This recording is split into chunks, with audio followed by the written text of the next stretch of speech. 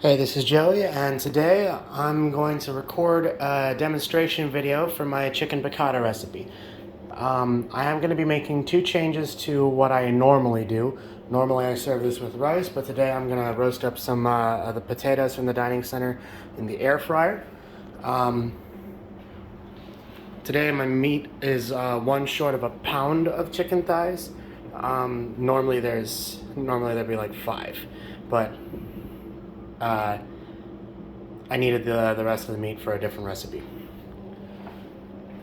And I also generally serve this with the with steamed broccoli, but they're out of that right now. So this is some broccoli and cauliflower that I picked up at the Saturday farmers market.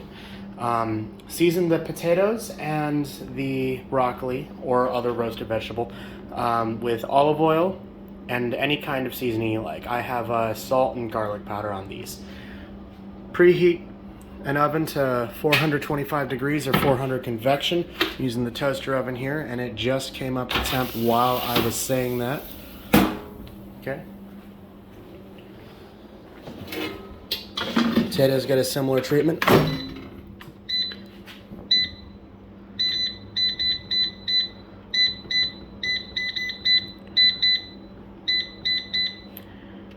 Only goes up to 400.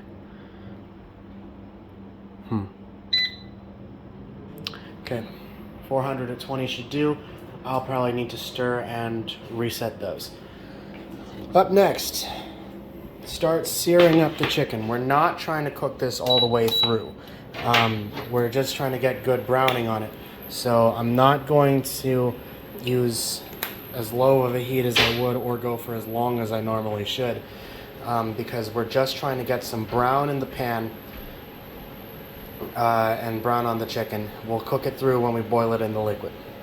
Gonna let the olive oil come up to heat. These are boneless, skinless chicken thighs, just seasoned with only some lemon pepper. No salt because it's salty enough already. The liquid here. This is a mix of lemon juice and chicken broth. Now, the ratio does not at all matter. I used 8 lemons and 1 carton of the chicken bone broth with lemongrass to make 2 cups. But if you have 4 lemons, then you'll use 1.5 cartons.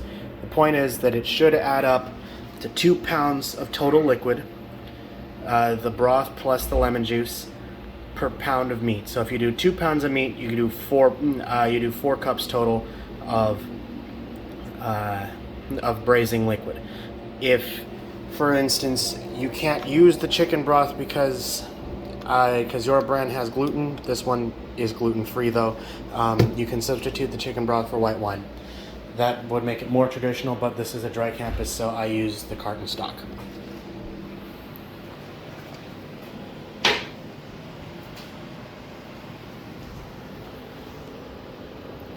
Okay, we're up to temp. Start searing these smooth side down. Don't crowd the pan. I'm going to do 2 at a time.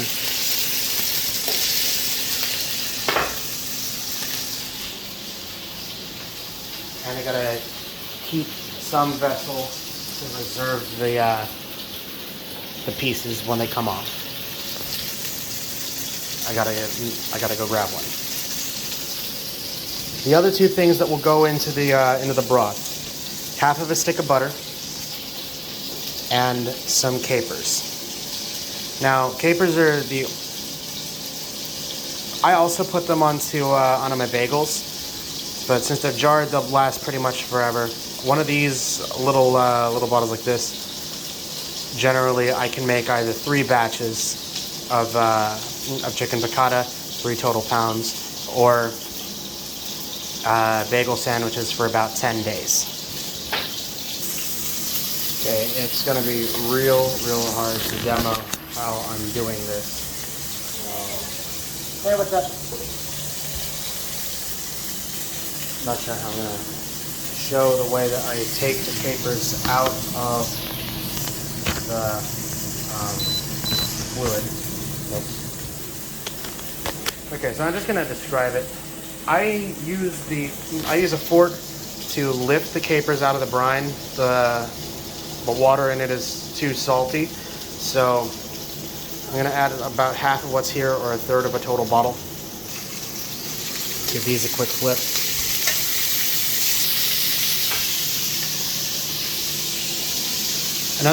Another good thing you can put in there is brined artichoke hearts. All right, now those are in there.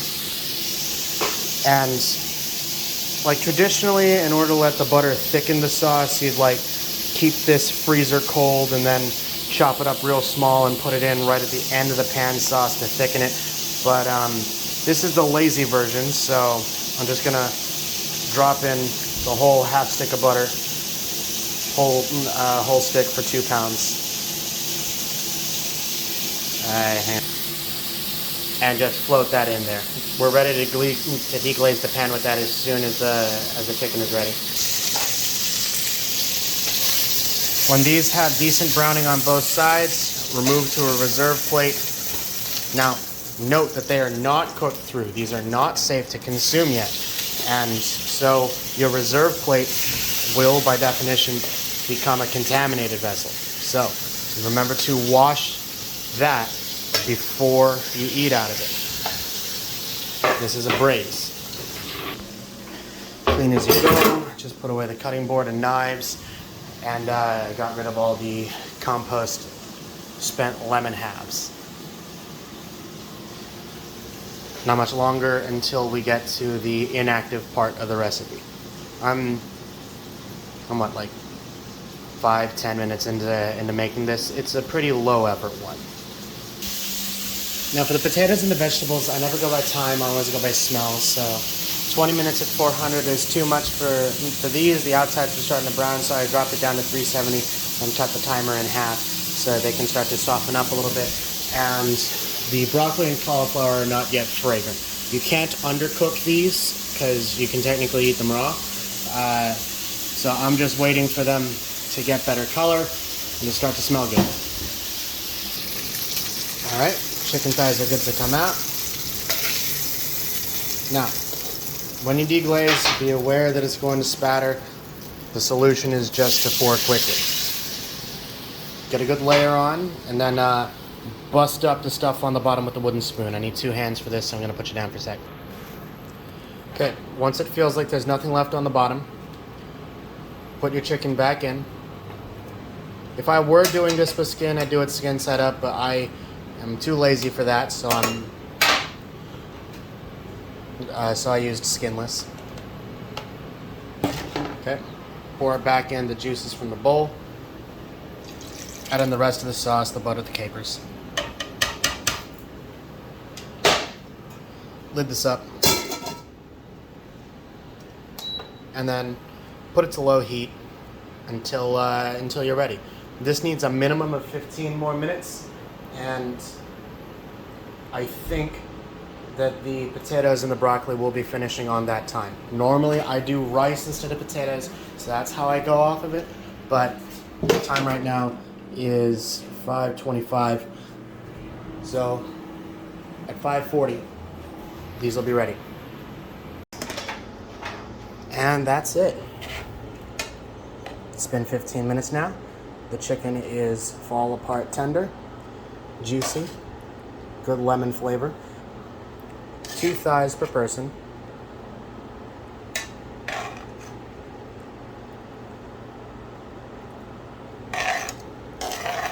Try and make sure that you get all the little tiny pieces that fell off the bird. That should do. And make sure that everyone gets some good scoops of the delightful, tangy, sour lemon butter sauce.